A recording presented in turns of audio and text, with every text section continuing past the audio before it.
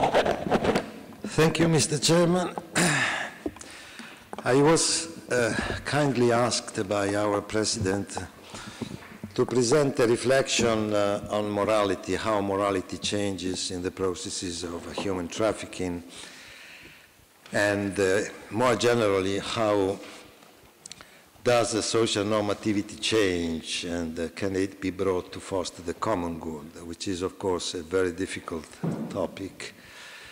And I think that my presentation is only an exercise, will be only an exercise in research design, because I think that we ignore a lot of phenomena. We don't know a lot of things that we are talking about sometimes. So I will try to clarify what we need to know better and the possible courses of action. And I will project only a few slides, so to be as short as possible. Now, the aim of the paper is that in order to combat human trafficking effectively, before asking for more restrictions and repressive measures or norms, which have a limited impact and sometimes perverse effects, and I should speak a lot about that because I think that the impact is really very low when it's taken in terms of repressive measures, and we do not know the perverse effects of these measures as well. So in order to combat and having something more effective, we needed to understand how to foster a new culture of human social relations and its intrinsic normativity as the basis of a new morality. So my main focus will be on human social relations. I do think that only by changing human social relations we can deal properly with the phenomena we are talking about. In other words, the effective implementation of human rights and state legislations depends on how the social morality in a global civil society develops. I stress the global civil society because we can speak of a civil society only in globalized terms today. Now, this is not a trivial assumption, since many people believe that morality depends on state action. I think that also in this conference, some people stressed the fact that morality, in a way, derives from the state or is something that only the state can produce. Now, to push the idea that civil society is the subject for our discussion is not so trivial. I have drawn this kind of scheme to map the issue, how to generate a counter-morality against human trafficking. As far as I can see, we have talked a lot about the right side of the scheme. We have talked about contrasting human trafficking through laws, assistance, repairs, resettlements, etc., according to the morality of helpers, informal carriers, NGOs, third sector organizations, etc.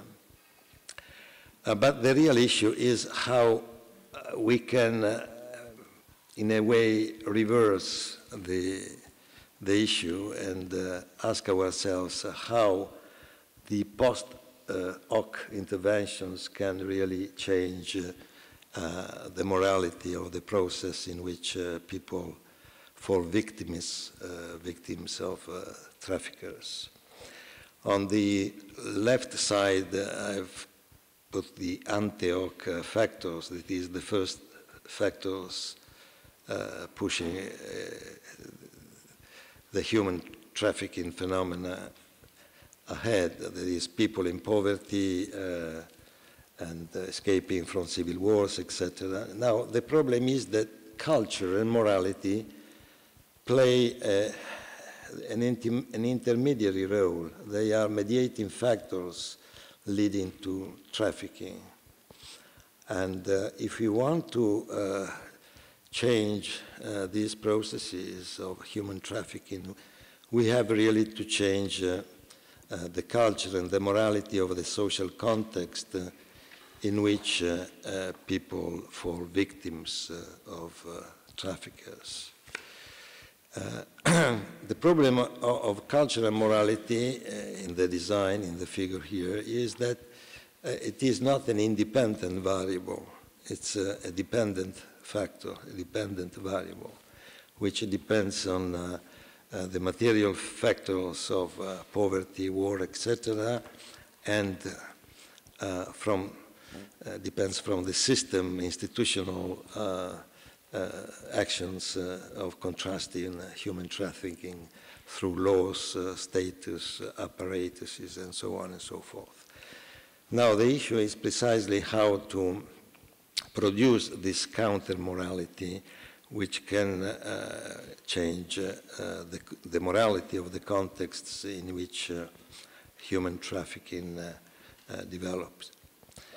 Now, this is the table of contents of my paper, which of course I wouldn't read, only just I will mention the key words. In the beginning, I deal with the issue of social morality in late modernity. Then I will stress the fact that understanding morality means to understand a social fact, not an individual or systemic phenomenon.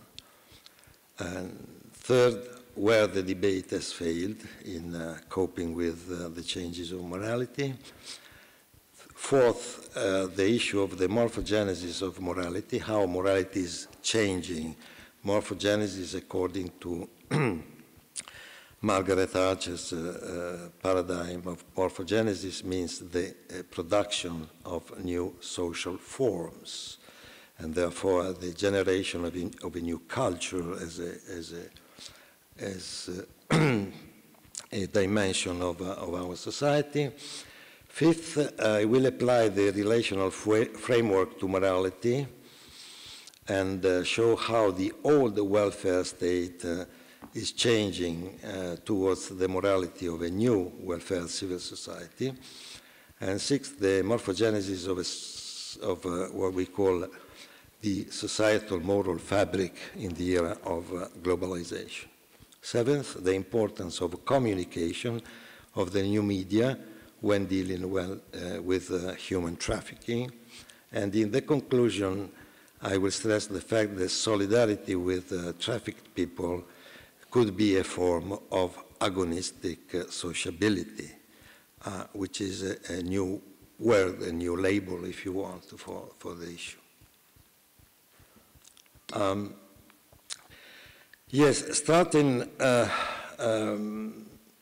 the paper in the first paragraph, I would stress the fact that while the past forms of human slavery were legitimized by traditional customs within an established normative order, it is precisely the disappearing of that old morphostatic society that fuels the modernized forms of human slavery.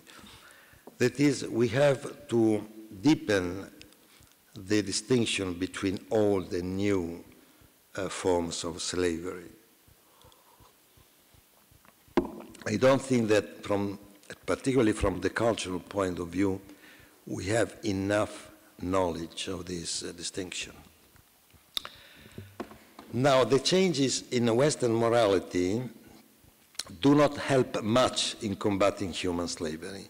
We have to realize that the moral changes going on, particularly in Western countries, is something which is not helpful for our battle, our struggle against human trafficking. That's because the socio-cultural systems are now supported by a contingent morality that decides case by case, based on the situation, what is good and what is bad. And on these grounds, the acts of exploitation of human beings become less clear, except, of course, in extreme cases, such as the cases with violence, etc., etc.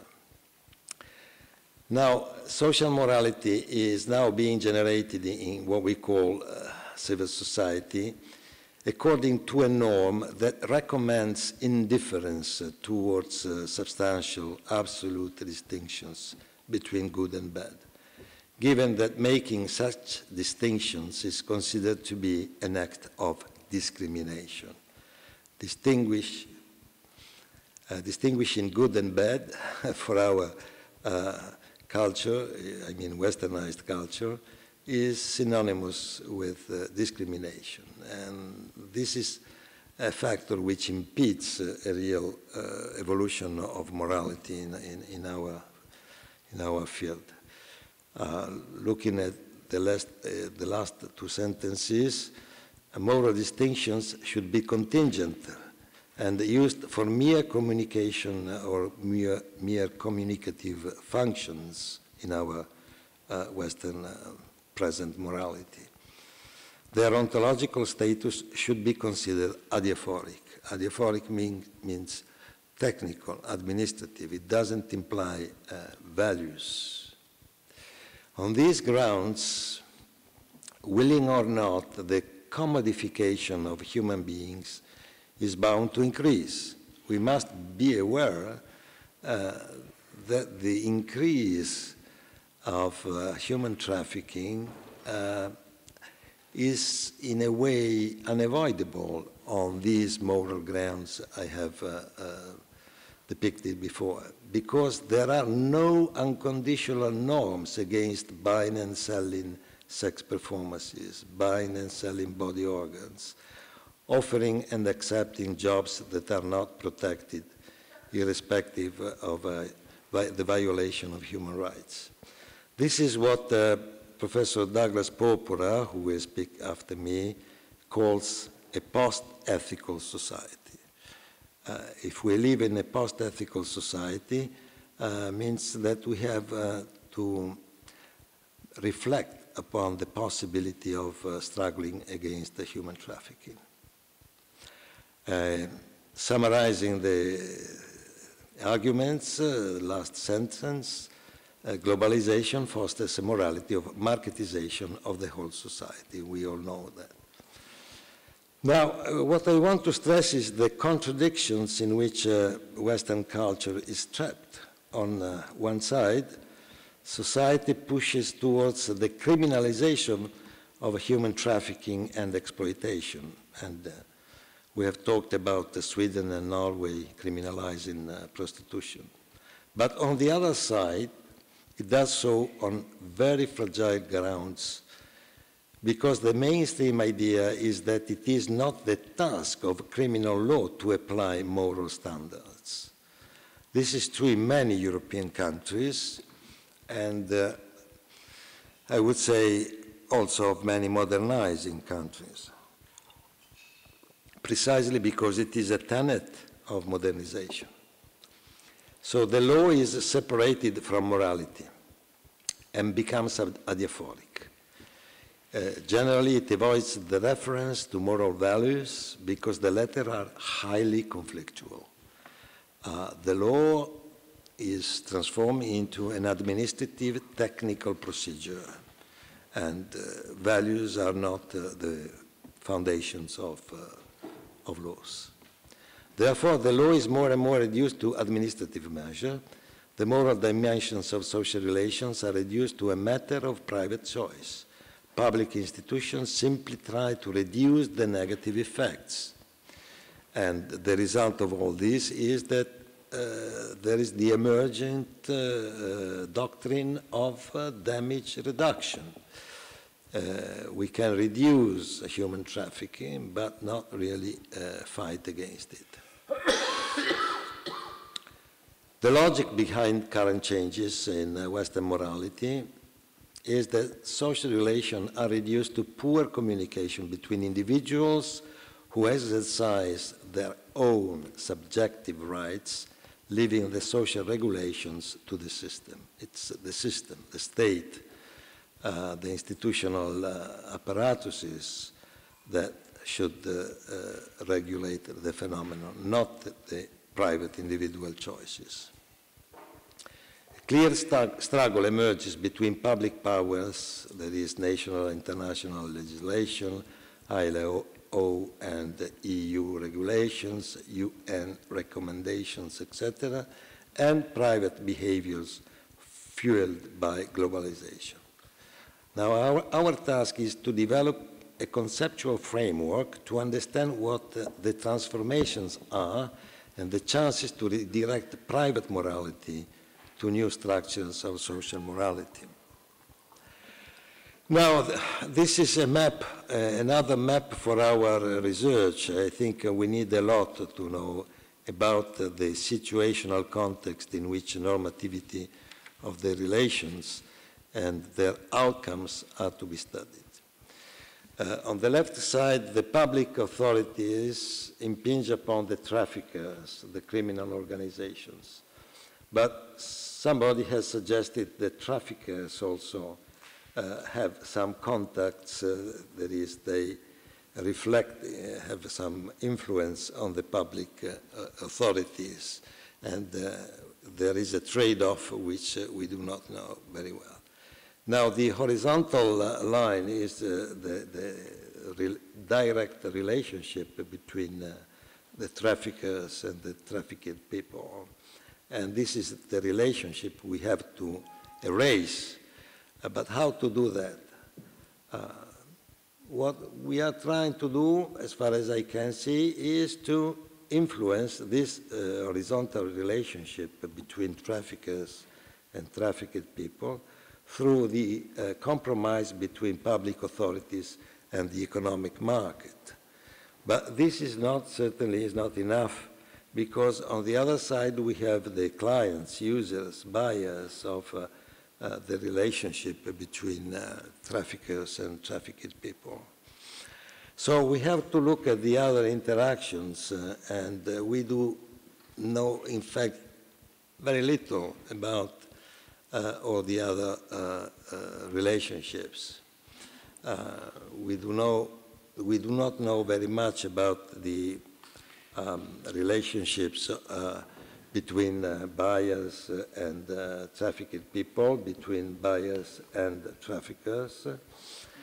And certainly we have spoken a lot about the green arrows of the influence that the civil society subjects can exert on the clients, users, and buyers. But much of this map of reciprocal relations is unknown. And I think that at least to suggest such a holistic way of considering our issue could be interesting, could be useful in order to advance in getting data and above all understanding the direct and indirect relationships and influences between all these factors, which is a very complex issue, of course.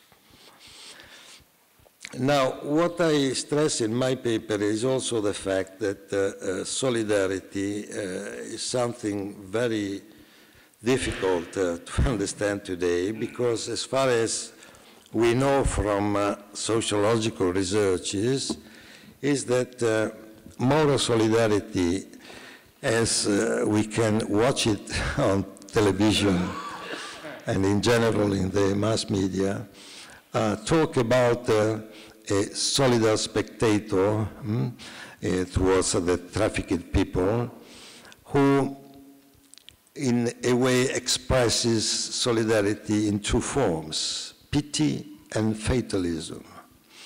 Solidarity is not a real form of helping other people. It's a feeling of pity, a feeling of fatalism, and the way, I mean, the general audience of the TV and the users of mass media do not have a real interest in coping with this issue. So the question is it possible to spread other forms of morality? And this is another issue I think could be discussed, because mass media in general are not very favorable to cope with the human trafficking issues. Now, what I want to stress is also that understanding morality means to understand it as a social fact, not as an individual or systemic fact. But in reality, morality is treated like a problem of the individual or a system, of the system, or a mix of the two.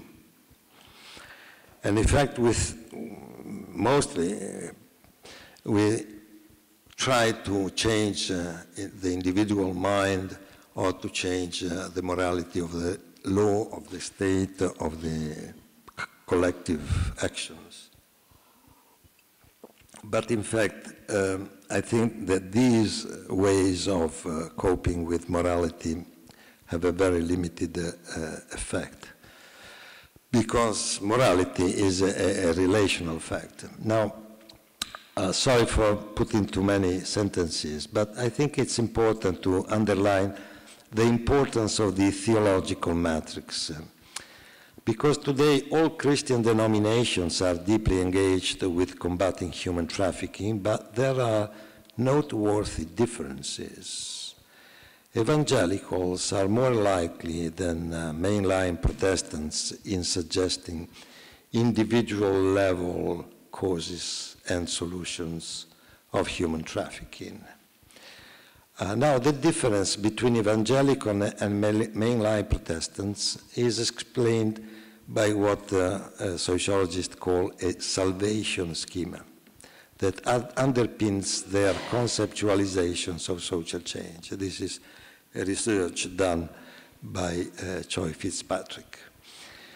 Now, what I want to emphasize is that the Catholic approach is different from both the evangelical and mainline Protestants, insofar as it proposes a structural and relational levels in the explanation of the causes and of the solutions to human trafficking.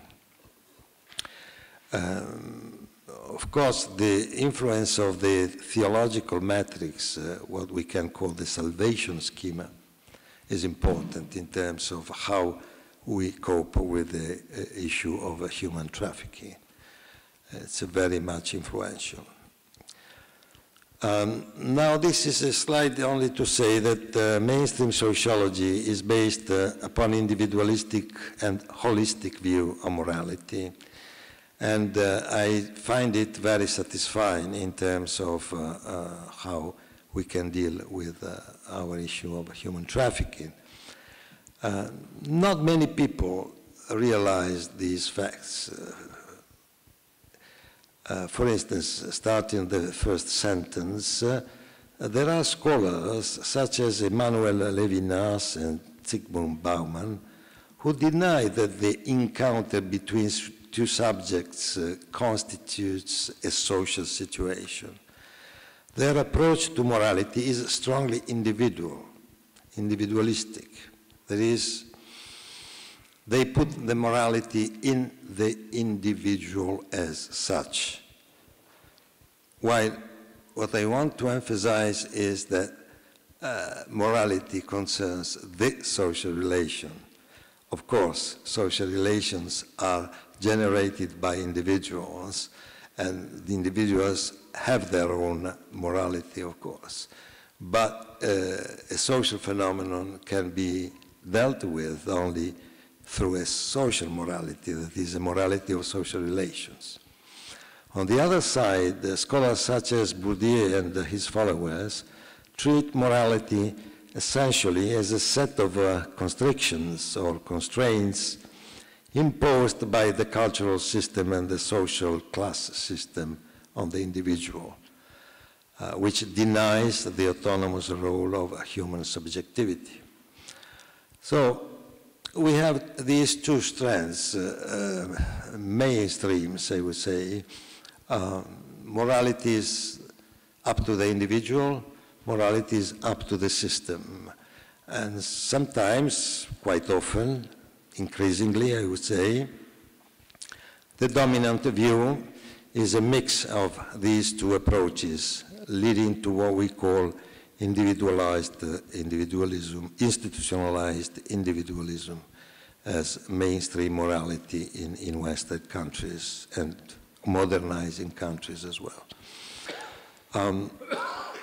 The argument, I will underline again the thesis, is that on this basis we cannot understand how morality changes and how to produce a new morality, because morality is concerned with social relations.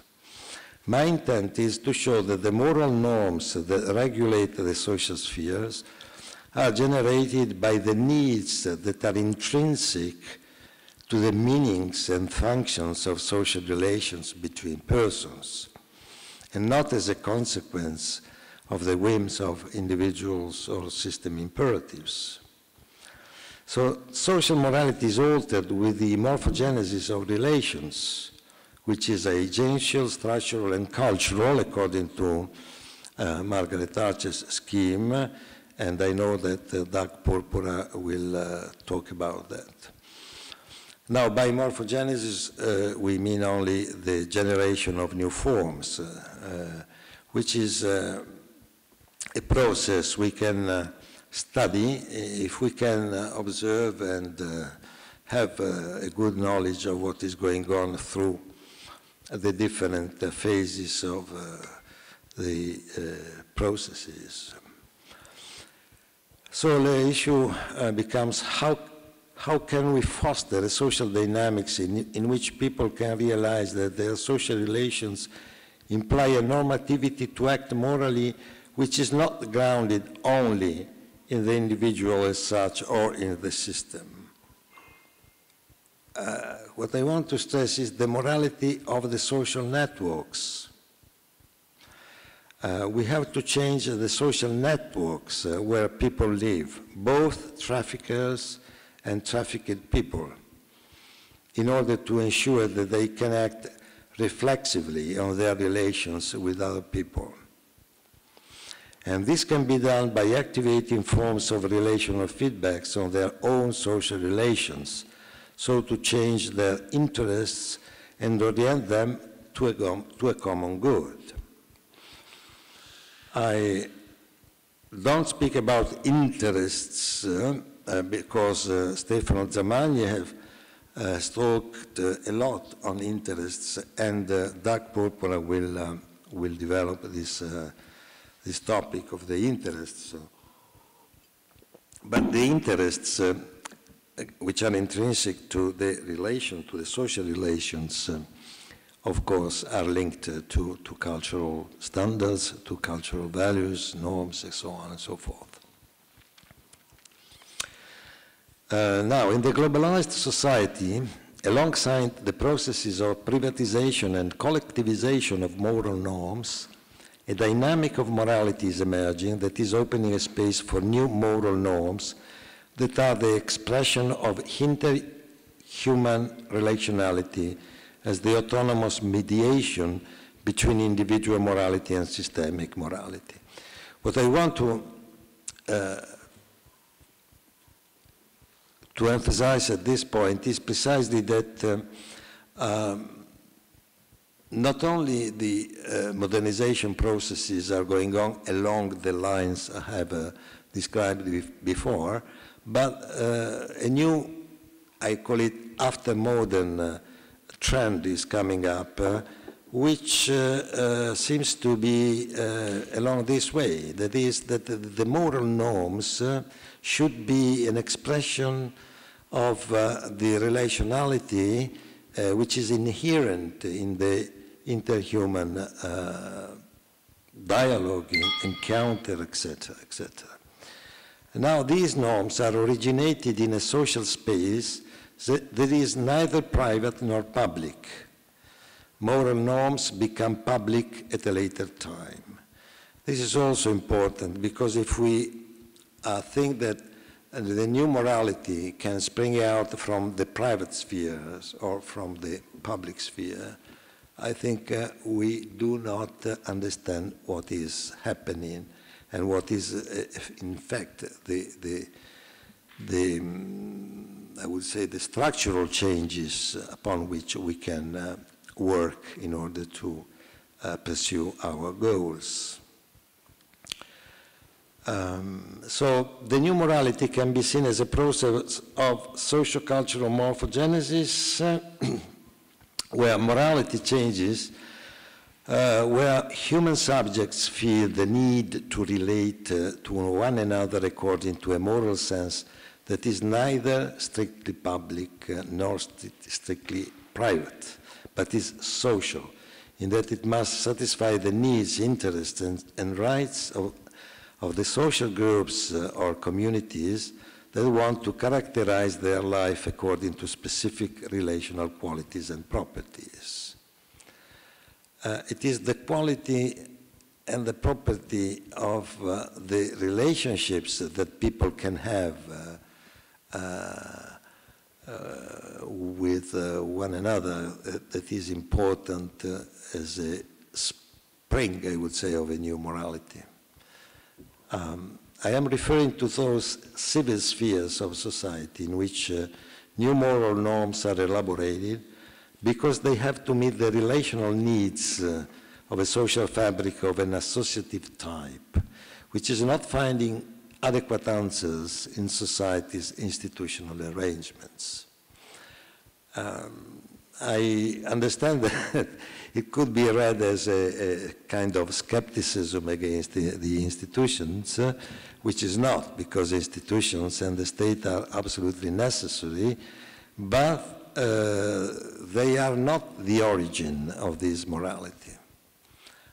The morality comes up from the bottom, not from the top in this sense. And then the top, that is institutions and systems, should in a way take them up and coordinate and direct and steer the values coming up. I'm referring to those processes of morphogenesis that, particularly on a meso level, create new moral norms through the establishment of new social networks that, by altering the interdependencies between individual acting subjects and social systems, express what I could call associational or corporate agents of different forms, carriers of a new morality. This is, or can be called, transmode relational morphogenesis, which goes beyond what I call the compromise between the liberal and the labor thoughts or approaches, which is similar to, say, individual and systemic approaches. This happened because the liberal labor morality works based upon a double bind, which is the Foucault's trap. The moral imperative of the postmodern socio-cultural structures, the imperative free yourself from any dependence, which means free yourself from any relationships, dictated as a remedy to the oppression of individuals, works exactly like a mechanism for their oppression. This is a paradox, very interesting, because the same imperative which promises to free you in fact has the opposite outcome of oppressing you, of putting you in a very dependent and bad situation in any way. So until now we have a discourse on morality which is based upon the interactions between the collective morality and the individual morality. What I want to attract your attention is that what is missing is what is in between the collective and the individual morality. If we don't understand that collective morality works through networks inside that circle, which is depicted in the figure, we cannot understand how morality is changing.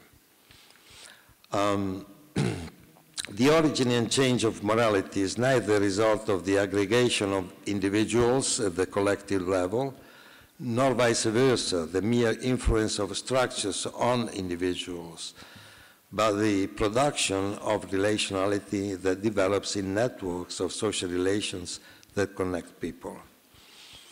We have to understand the morality of social relations as such, which is a third order of reality. It is not the morality of the individual, neither the morality of the individual, nor the morality of the system or institutions.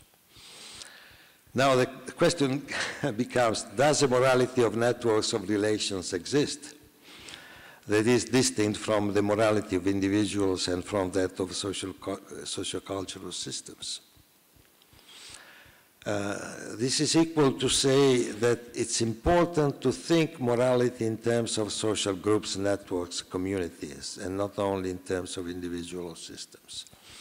So the alternative account of the morphogenesis of social morality should be read in this way. The morality on the left side, the morality of the system, the social and cultural systems, certainly influences the morality of individuals, and the vice versa, the morality of individuals in some way influences the morality of systems. But this usually happens through an intermediary level, which is the missing level of reality, that is the morality of social relations and social networks, which is, of course, signaled by the arrows in both directions. To comment upon this figure and make examples would take a lot of time, of course, but what I want to stress is precisely the need to rely upon these networks if we want to change social morality. Now, in order to reach our dream, I would say, we must ask ourselves why relationality matters in generating different morals. Because the answer is because there is a deep difference between relying upon mechanical mechanisms. For instance, the law is a kind of mechanical mechanism, and relational mechanisms, that is social networking in generating a new morality. Mechanical mechanism, like the liberal labor, the lib-lab mechanisms, resort to norms that are expected to operate independently of the social interrelations among actors. For instance, state regulations of human trafficking. This is really not a trivial statement to think of state regulations as something which should work independently of the social interrelations among actors. It's a real challenge to understand that. While relational mechanisms, particularly in the third sector, resort to norms that are expected to emerge and operate through the dynamics of sociability or relationality among agents. So we must be careful when we think of how to change the morality of a certain phenomenon, like prostitution or the use of forced labor, etc., etc., if we use mechanical mechanisms or relational mechanisms. This is different, and above all, we have to be aware that these social mechanisms work with a different normativity and produce a different normative order. Many times I think we want to change things in terms of changing the relationships among people, and we use mechanical mechanisms which are totally inadequate. Thank you, Chairman. I will skip a lot of the... Now this is just a couple of minutes. The scheme of the morphogenetic process through which the morality changes. What I want to stress in the end is the idea of a relational state. What I call a relational state is a state which takes care of social relations. The present configuration of society consists of social integrations in terms of equality of opportunities within the freedom of the economic market, which is the lib-lab morality. Now, the relational state does the opposite because it operates through relational inclusion, where relational inclusion means that the full participation of people in society is realized by providing people with the opportunities to act as relational subjects who can generate common goods. That is a relational morality, which is not the lib-lab morality. This is, of course, the... what I want to emphasize is the new logic underlying the emergent morality, which is a logic where the value of things is or should be related to the quality and properties of social relations that circulate those things, and not to a principle of functional performance. What is important in transactions are not the things which are exchanged, but the value of the relationship which is underlying that kind of exchange. And this logic is intrinsically a form of social morality. Now, ethical labor, the economy in which the social relation is the value, comes to defining a new ethical economy. And that's the conclusions. Solidarity with trafficked people can become a form of agonistic sociability. If we see morality neither as a product of systemic emergence provided by the lib-lab institutions, not as an emergence of individual subjectivity, but a process of socio-cultural morphogenesis that fosters a new morality of human relations through complex social networks in which human relationality takes on increasing importance, then we can understand what is really new in social morality. Now, the strategy in practice is to combat human trafficking and new forms of slavery. We need to promote those intermediary social networks whose morality can be described as agonistic sociability. Public institutions should act in a subsidiary way so to help those networks to change the context in which exploiters of human beings cannot operate any longer. This means strengthening the life worths of the potential victims of trafficking. A new morality cannot be achieved through some forms of synergy between the morality of the state and the compliance of individual subjects, but rather through a new morality that valorizes the relational goods upon which the identity of people and their common goods depend. Thank you for your attention.